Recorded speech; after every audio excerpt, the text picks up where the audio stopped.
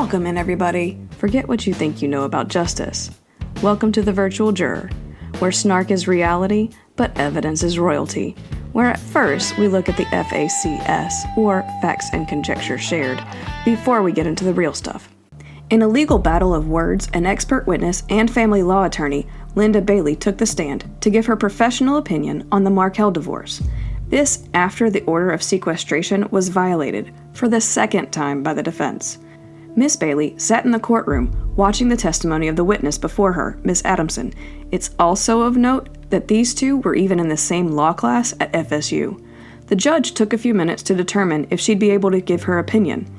In the end, Judge Everett decided to protect the record and the case and allowed her to testify. However, it wasn't without a strong warning and admonishment to the defense. She testified that based on her review of the case, the divorce was not unusual or highly contentious at all, and was, in fact, a routine and amicable proceeding.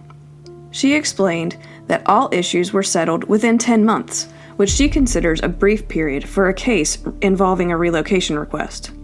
She also noted that there were no discovery fights or third-party subpoenas, which are common in highly contested divorces.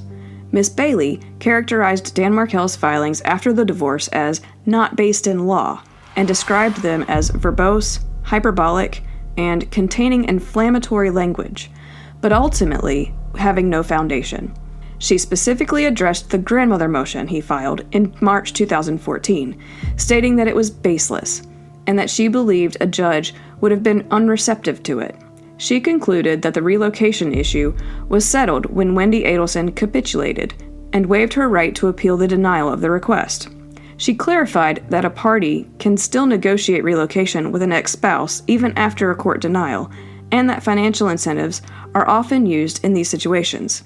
The testimony came across as less about substance and more about repeating what was said by the witness prior, but the prosecution didn't object to it being cumulative, so it was allowed in.